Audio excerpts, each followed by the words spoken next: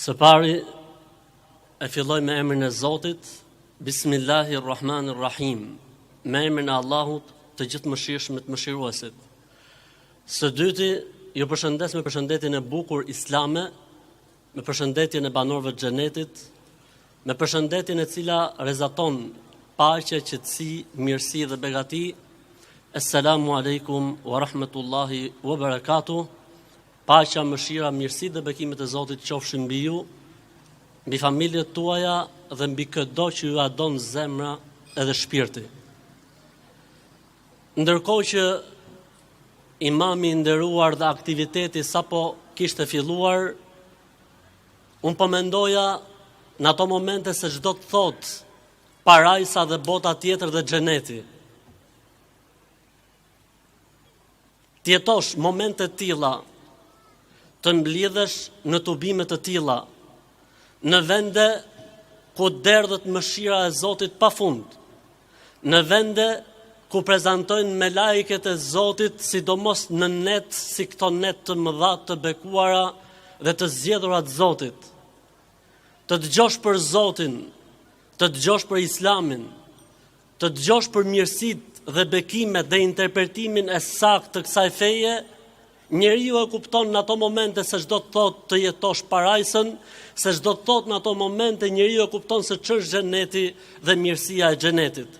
Për këtë arsye profeti i Zotit Muhamedi alayhis salam në një rast ju tha shokëve të tij, nëse ecni në tokë dhe gjeni kopshtet e xhenetit, mos ikni, mos u largoni pa ulur dhe pa ndetur pak në kopshtet e xhenetit, sa në pejgamberi i Zotit, e kush janë, o që janë kopshtet e xhenetit në këtë botë, tha profeti alayhi salatu wassalam, kopshtet e xhenetit në këtë botë janë vendet ku përmendet i madhi Zot Allahu xhalla xhelalu. Si ky vend ku ne jemi mbledh sot. Për këtë arsye, mbas falënderimit Zotit i cili na mundsoi këtë takim, falënderimi i takon komunitetit musliman të Shqipërisë për këtë organizim fantastik të mirë dhe të bukur, i cili na mundsoi takohemi së bashku në këtë natë që shpresohet shumë që të jetë nata e Kadrit. A e ke menduar ndonjëherë vëlla im dhe motra ime, çdo thot nata e Kadrit? Fjala Kadr është fjalë huaj faktikisht që ka nevojë për të shqipëruar, nën kupton vlerën e madhe tek Allahu Zoti i gjithësisë që Allahu ka lënë për këtë natë. Për këtë arsye ka thënë në Kur'an, khajrum min elfi shahr, më vlerësuar tek Zoti se 1000 muaj. Pra, çdo gjë që bëhet në këtë natë është më e vlerësuar tek Zoti se sa të bëhej 83 apo 84 vite pandar. A e kupton se sa fort i madhi Zot në ka dashur apo jo? Llogaritë një njeri që kalon gjatë jetës tij 30 apo 40 apo 50 net Kadri, shumëzoja për 84 vjet dhe del për tek Allahu xhalla xhelalu në botën tjetër, sikur ka jetuar 600 vjet duke bërë adhurim. Sikur ka ndejt 600 vjet pa pushuar sa adhuruar i Zotin xhalla xhelalu. Nata e Kadrit e ka marrë këtë emër se në këtë natë filloi zbritja e Kuranit famëlar dhe nëse ka diçka që është shumë e vlerësuar tek Zoti, është fjala e tij Kurani famëlar. Nata e Kadrit e ka marrë këtë emër se në këtë natë zbresin me lajket e Zotit pafundësisht mbi sipërfaqen e tokës. Jo vetëm me lajket, po zbret edhe vetë ky engjëlli i Zotit, zbret Gjibrili, tanazzalul malaikatu war-ruhu fiha, me lajket e Zotit. Gjibrili zbret në këtë natë në tokë. Selamun hiya hatta matla'il fajr. Kjo natë është paqë, është bekim deri në momentin e agimit. Vëllezër besimtarë dhe motra besimtare, të nderuar që po na ndjeqni në këto momente, kjo natë ka brenda dhe një gjë shumë bukur, që është lutja dhe duaja.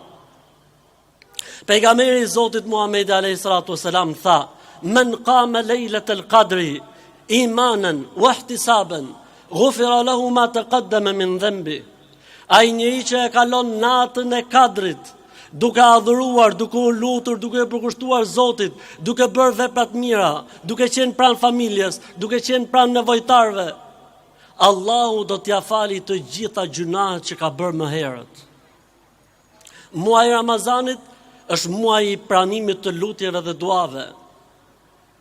Ai imami që na lexoi ato ajetet e bukura në fillim të kësaj nate madhështore, kur lexoi ajetet e agjërimit, e mbylli me ajetin i cili thoshte i madhi Zoti qofshin fal, wa idha sa'alaka ibadi anni fa inni qarib.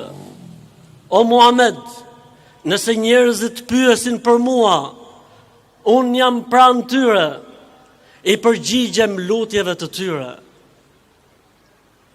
E përmendi i madhi Zot këtë ajet në ajetet e agjërimit për të na treguar se nëse ka një shans dhe nëse ka një mundësi që i madhi Zot i pranoj lutjet tona, nuk ka mundësi më të artë se sa mundësia e Ramazanit. Për çdo iftar ti e ke një lutje që Zoti s'ta refuzon. Për çdo syfyr ti e ke një lutje që Zoti s'ta refuzon. Për çdo ditë agjërimi ti e ke një lutje që Zoti s'ta refuzon. 30 ditë e Ramazanit, shumëzim për 3 raste të arta, do me thënë 90 raste të arta, që ty Zotit i plotsoj dëshira dhe ëndra që ke njetë, ti zgjidhi hallet dhe problemet që ti ke njetë, më thuaj ndonjëri për jush, ka në një që ka 90 halle, shumica jonë ka 5, 6, 7, më i shumti në mesin tonë është ai që ka 10 halle. Ramazani është një mundësi që Zoti mund të zgjidhë 90 halle, mund plotsoj 90 dëshira dhe ëndra. Për këtë arsye nëse është për të folur për lutjen dhe për duan, ky është momenti më i bukur. Ramazani është momenti më i mirë. I madhi Zot është i mëshirshëm dhe shumë bujar. Iqra wa rabbukal akram. Lexo se Zoti yt është më bujari. Wa atakum min kulli ma sa'altumuh. Çfarë i keni kërkuar Zotit, Allahu ja ka dhënë. O in minkum bi ni'matin fa min Allah. Çdo gjë që e keni prej Zotit. Atë çfarë kërkohet prej nesh? Zoti e thot në Kur'an: "Ud'uni astajib lakum." Lutmuni, se unë do t'ju përgjigjem. Tregon Hasan el-Basriu rahimahullah, njëri për burrave të moçëm. Thot sot kam marrë një mësim në jetën time që s'do ta harroj kurrë.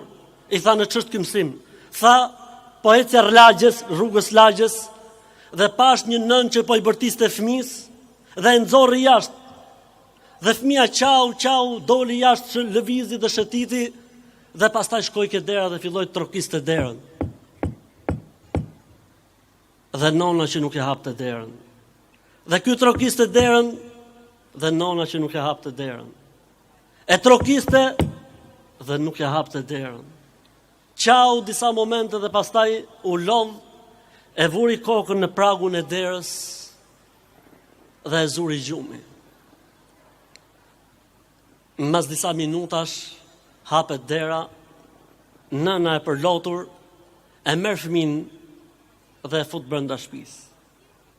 Tha imami i madh Hasan el-Basriu, aty mora një mësim nga jeta ime, se ne duam që Zotit na i përgjigjet lutjeve në moment, po ne nuk duhet të rendim së trokituri derës së Zotit me lutje dhe me dua, sepse ai ka premtuar dhe premtimi i të madhit Zot është hak i vërtet. Lutmuni, se unë do të përgjigjem. Po nuk ka thënë në moment do të përgjigjem. Ka thënë lutuni. Një ditë pejgamberi i Zotit alayhi salatu wassalam i drejtohet shokëve të tij duke thënë: Lutjuni Zotit, se ju sa herë që i luteni Zotit do të ndodhi një nga 3 mirësitë më poshtme. Mirësia e parë, Zoti mund ta pranoj lutjen dhe ti zgjidh hallin, problemin, realizon dëshirën dhe ëndrrën që ke. Mundësia e dytë, ndoshta Zoti nuk i përgjigjet lutjes tënde sepse ai e din shumë mirë se ti po lutesh gabim. Ndoshta nuk është momenti që ti të marrësh përgjigjen për këtë lutje. Wallahu ya'lamu wa antum la ta'lamun. Allahu e di, ju nuk e dini. Ndoshta ju kujtoni se diçka është në mirën tuaj, po Zoti e di që është në dëmin tuaj. Dhe ju kujtoni se ndoshta diçka është në dëmin tuaj, e Zoti e di që është në të mirën tuaj. Sa herë na ka ndodhur neve vllajim dhe motra ime që jemi lut për gjëra, e Zoti nuk na është përgjigj, më vonë kemi marrë vesh se pas ka qenë mëshirë e Zotit që Zoti nuk na është përgjigj. Më vonë kemi kuptuar se ku pas ka qenë urtësia e Madhit Zot. Thanë, nëse Zoti nuk i përgjigjet lutjes dhe duas tuaj, dijeni se Zoti po ju ruan nga një fatkeqësi që është planifikuar për ju.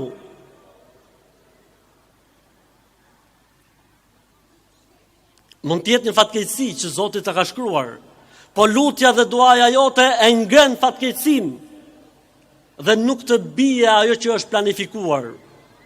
Për këtë arsye pejgamberi alayhisalatu wassalam tha, duaja, lutja e ngren planin e Zotit, e ngren, nuk e lën që të ndodhi dhe të zbatohet diçka ndoshta e keqe që është caktuar për njeriu. E treta, tha profeti alayhisalam, nëse nuk i përgjigjet Zoti lutjes, nëse nuk i ndodh njeriu ajo që ai ka menduar në lutje dhe në duan e tij, Allahu do të japi shpërblim në botën tjetër. Gjoje se kjo është e bukur, do t'i thot i madhi Zot njeriu në botën tjetër. O bie Ademit, o njeri. Thot po Zoti im. Eja se ke disa shpërblime dhe sevape pafund që unë i kam përgatitur për ty. Thot o Zoti im, po unë i mora të gjitha dhe çfarë kisha bër e pash llogarin time. Tha o robim, janë lutjet dhe duat që ti ke bërë në dynja dhe unë nuk t'jam përgjigjur, të gjitha ti kam kthyer në sevap dhe në shpërblim. Shokët e profetit thanë, o i dërguar i Allahut, do me thënë ne të bëjmë sa më shumë lutje dhe dua, tha pejgamberi alayhi salatu wassalam, Allahu akthar. Zoti edhe më shumë ka për t'ju dhënë mirësi dhe begati, po mos u ngut, mos prit që lutja të vi ta ketë efektin e menjëhershëm. Lutu vazhdimisht, mos e ndërpre lutjen. Mos thuaj ashtu siç tha njëri, unë u luta po nuk më është përgjigjur Zoti. Pejgamberi alayhis salam tha, do t'i përgjigjet Zoti lutjeve të tuaja derisa nuk nguteni. Tha no pejgamberi i Zotit, e ç'është ngutja? Tha ngutja është që njeriu thot bëra dua po nuk më përgjigj i Madhi Zot. Vëllezër besimtar dhe motra besimtare, përdorni lutjet tuaja në momentet dhe në kohët më të volitshme që Zoti i përgjigjet lutjeve. Siç është ky takim sot, që e prezantojnë me lajket, që derdhet mëshira e Zotit. Siç është momenti kur njeriu është me ballin në sejdë, siç është momenti kur është dita e xhuma, siç është momenti që në momentin kur njeriu është mes ezanit dhe ikametit. Përdorni vëllezër besimtar dhe motra besimtare lutjet që na i ka treguar i Madhi Zot në Kur'an, që i kanë përdorur pejgamberët e Zotit, siç ishte lutja e Yunusit alayhis salam, i cili në barkun e peshkut në fundin e detit tha Subhanaka la ilaha illa anta subhanaka inni kuntu minadh dhalimin. Nuk ka Zot përveç teje o Allah. Unë i kam bërë pa drejtësi vetes time. Profeti alayhis salam tha, kush e bën këtë lutje me shpirt dhe me zemër, Allahu ka për t'ia pranuar lutjen dhe duan që ai bën. Përdor lutjen e Ejubit alayhis salatu wassalam. Rabbi inni massani ad-durr wa anta arhamur rahimin. O Allah, o Zot, më ka zënë e keqja, po mëshira jote është më e madhe se sa kjo që më ka zënë mua. Menjëherë Zoti u përgjigjet Ejubit alayhis salam dhe ka për t'u përgjigj çdo njeriu që do të përdori lutjen e Ejubit alayhis salatu wassalam. Lutu ashtu siç është lutur Ibrahimi alayhis salatu wassalam. Lutu ashtu siç është lutur pejgamberi i Zotit Muhamedi alayhis salatu wassalam, se Zoti me të cilin ke të bësh ka në dorë gjithçka dhe mund përgjigjet për gjithçka. Pejgamberi i Zotit Muhamedi alayhis salam tha, "Law anna awwalakum wa akhirakum wa insakum wa jinnakum kanu ala sa'idin wahidin, thumma sa'aluni kullu wahidin minhum mas'alatahu, thumma a'taytu kullu wahidin minhum mas'alatahu, ma naqasa dhalika min mulki shay'a illa kama yanqusu al-mikhyatu idha udkhila al-bahr." O njerëz, sikur ju të gjithë mbar, njerëzit edhe xhinët, të mblidheshit në një vend, nga i pari që ka kriju Zoti Ademi dhe Havaja, deri tek i fundit që do të krijojë Zoti para se të bëhet kiameti. Njerëzit edhe xhindët, sikur të ishin të gjithë një shesh të vetëm, dhe gjithë secili t'i jepeje drejta të kërkonte çfarë të donte. Merre me mend, sikur t'i thojë ndonjërit prej nesh në një moment, lutu për çfarë dush, se çdo lutje do të jetë e pranuar. Dhe nëse Zoti do t'u aplotësonte të gjithëve dëshirat, pa përjashtim, kjo nuk do të paksonte, as nuk do të mangësonte nga pushteti dhe pasunia e të madhit Zot, vetëm sa s'mund të paksoj gjilpëra nëse futet në oqeanin botror dhe pastaj nxirret nga oqeani botror sa mund të jetë përqindja që ka marrë nga uji i oqeanit botror. Ndonjëherë njëri thotë gjose më vjen zor më u lut. Jo më vëlla, mos të vi zor më u lut. Nuk mbaron ai që ka Zoti. Pastaj e din ai i madhi Zot të përgjigjet apo nuk përgjigjet. Ti lutju. I tha një herë Musa alayhis salam Zotit gjithësisë. Tha o Zot, ndonjëherë më vjen zor të lyp gjithmonë, se gjithmonë të lutem dhe bëj dua. Tha o Musa, unë knaqem prej teje kur ti më kërkon edhe kripën e gjellës. Allahu gëzohet kur ti i lutesh atij. Mos e krahaso Zotin me njerëzit. Për njerëzit bëhesh i bezdisshëm. Për njerëzit bëhesh i neveritshëm. Për Zotin e gjithësisë, jo. Lut Zotin e madh që të derdhë mbi ne faljen e tij dhe mëshirën e tij.